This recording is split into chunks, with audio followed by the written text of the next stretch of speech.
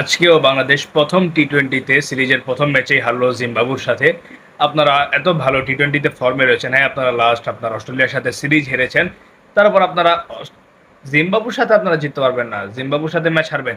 এই মাঠের আপনার প্রথম ইনিংসের রান হচ্ছে আপনার 155 প্লাস থেকে 60 প্লাস হতে পারে। তো সেই গানটাতে জিম্বাবু 171 রান করে ফেলেছে, মানে 70 রান করেছে, 171 টার্গেট হয়েছে, এমনিতেই আপনার 15-20টা রান বেশি হয়ে গিয়েছে।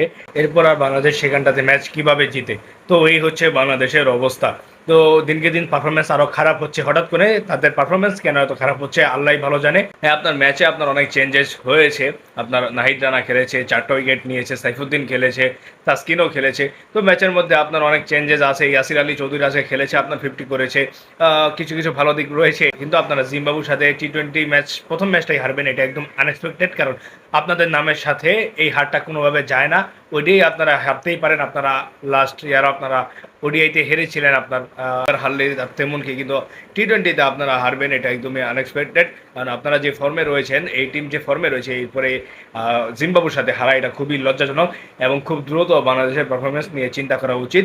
এবং বাংলাদেশের টার্ন খেলতে পারে না, স্লো উইকেটে খেলতে পারে না, দুইটা যেন কম্বিনেশন করে বাংলাদেশ খেলতে পারে, সেই দিকটাতে দেখা উচিত বাংলাদেশ ক্রিকেট বোর্ডের। তামিম ইকবালের দেখা উচিত যে বাংলাদেশ কেন স্লো উইকেটে খেলতে পারছে না, শুধু স্পোর্টিং উইকেটেই আপনার রাইট নাও খেলছে। তো এগুলো সব কিছু ঠিক করা উচিত, সামনে ঠিক হবে, আমরা সেই প্রত্যাশা রাখিয়ে বিদায় নিচ্ছি। আপনারা কি মনে করছেন? আপনাদের মন্তব্য মতামত কমেন্ট বক্সে জানিয়ে দিতে পারেন।